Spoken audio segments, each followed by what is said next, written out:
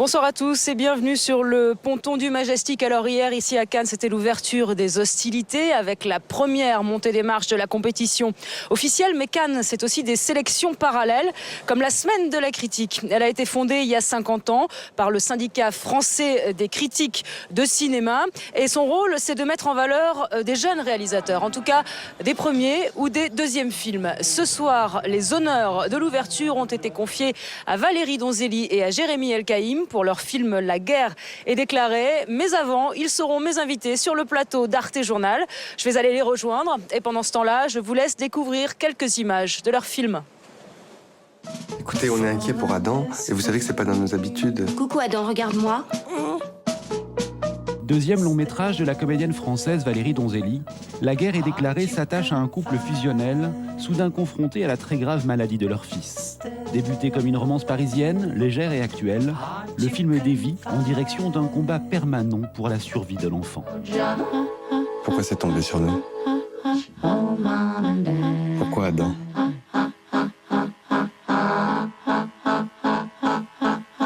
Parce qu'on est capable de surmonter ça. Avec un style crédible, énergique et débrouillard, Valérie Donzelli montre qu'elle fait totalement confiance au cinéma. Ce qui est seulement mélodramatique chez d'autres cinéastes passe ici avec force et conviction. Le portrait d'un couple éprouvé et de son enfant malade donne naissance à un film incroyablement résistant.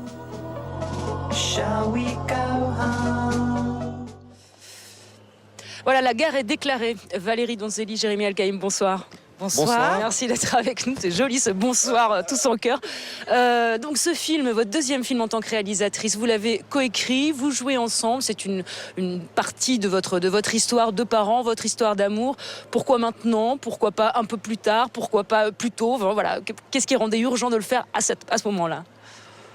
Je crois que voilà, c'était le moment de le faire. C'est-à-dire que ce film, il s'est fait grâce à une rencontre aussi avec le producteur du film, Édouard Veil, qui m'a fait confiance et qui m'a dit on le fait tout de suite.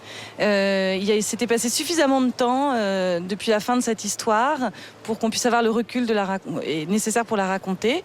Et puis voilà, et puis c'était le désir de faire un autre film très vite et ça s'est imposé à nous très, très facilement, très simplement en fait. On a en fait réfléchi à ce qu'on ferait après. Et on s'est dit, et si on faisait le négatif de La Reine des Pommes? Ouais. C'était une comédie assumée très fort comme une comédie, Ouais. qui avait une profondeur. Et là, on fait un film qui a l'aspect d'un drame, mais presque traité de façon assez légère. Oui, exactement.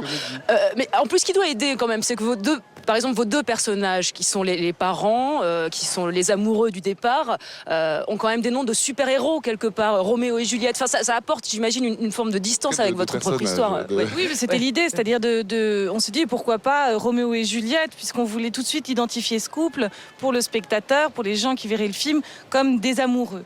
Donc prendre des prénoms associés comme Roméo et Juliette à une histoire d'amour, à des héros. Les archétypes en même temps. Voilà, exactement. C'était une façon de poser quelque chose de fort et de l'accepter d'emblée comme des héros qui s'aimaient. Alors, c'est un film surprenant parce que vous l'avez un peu évoqué tout à l'heure. La trame, c'est plutôt un drame, évidemment. Le rythme, c'est celui de la comédie. Ensuite, ça devient de l'aventure. C'est aussi très, très romantique. On a l'impression que vous êtes autorisé un peu tout, en fait. Vous avez osé tout. Mais tout à fait. Je crois que pour faire des films, en tout cas, moi, je prends énormément de plaisir à faire des films. C'est quelque chose qui me rend très heureuse et je trouve qu'on peut tout s'autoriser. Le cinéma, ça n'est que de la tricherie. On essaie de reproduire le réel, mais ça n'est que de la tricherie. Et du coup, on peut... Voilà, c'est l'endroit où tout est permis, je crois.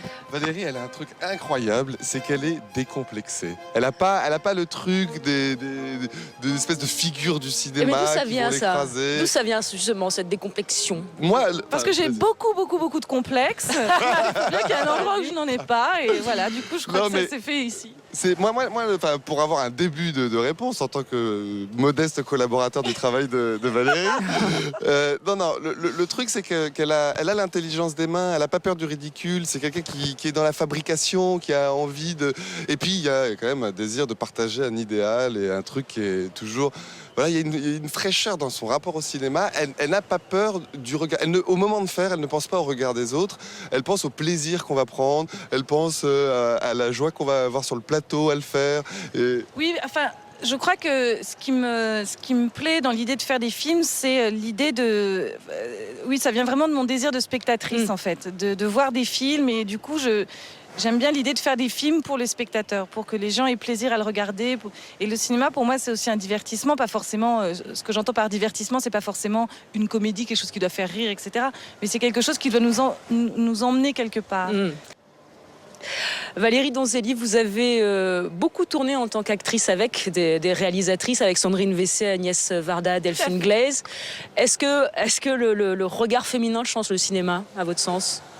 Le regard d'une femme change sur le cinéma ? Oui, le regard d'une réalisatrice fait changer quelque chose ou pas au cinéma ou pas du tout ? Non, pas du tout. Je vois en tant qu'actrice, par exemple, ça change quelque chose ? Je pense que le regard, que ce soit une femme, un homme, je sais pas, enfin après, mais j'ai l'impression une femme et un homme, il n'y a pas grand-chose d'autre. Non, mais si, après c'est des histoires culturelles, c'est des histoires, voilà.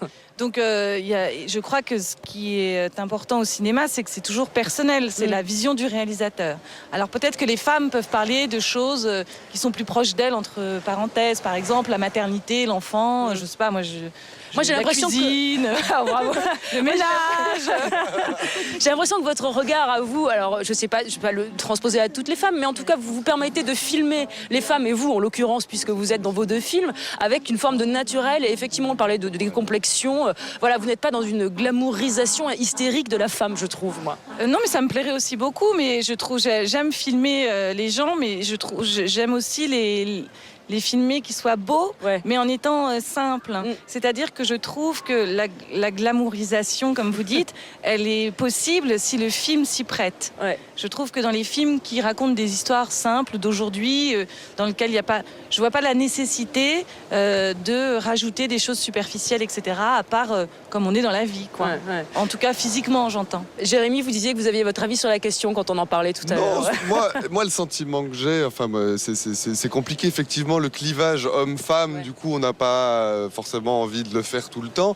Mais c'est vrai que moi, j'ai le sentiment que le renouveau du cinéma peut venir par les femmes, que les femmes peuvent sauver le monde, qu'il y a quelque chose d'absolument merveilleux, et que elle est... C'est une grosse pression pour les femmes. Ouais, c'est dur, ça. Un peu sale. Non, mais ce que je veux dire, c'est que moi, je pense que ça change des choses. Les films sont, voilà, ils n'ont d'intérêt que quand ils sont furieusement personnels, et c'est pas la même chose d'être une femme dans ce monde que d'être un homme, et que moi, je pense qu'elles peuvent encore, par moments, être opprimées sans même en avoir conscience, et que du coup, il y a cette question-là de l'oppression qui peut se transformer en libération, et que il y a cet enjeu, enfin, qui est un truc qui existe très très fort. Donc c'est pas le même regard. Moi, je crois très fort à ça, mais vraiment. Eh ben, merci beaucoup en tout cas Jérémy Elkaïm, Valérie Donzelli. Je rappelle donc que La guerre est déclarée va sortir en France le 31 août. Je vous laisse... Le 31 août. 31 août, ouais. 31 août. 31 août. Je vous laisse aller le présenter donc à la semaine de la critique ce soir. Quant à nous, on revient demain bien sûr sur le ponton du Majestic. Ce sera avec Annette Garlard et on parlera du premier film français en compétition qui est également réalisé par une femme. En attendant, rendez-vous sur internet arte.tv/Cannes pour trouver tout un tas d'informations supplémentaires. Voilà, passez une belle soirée s'il vous plaît. Tchuss.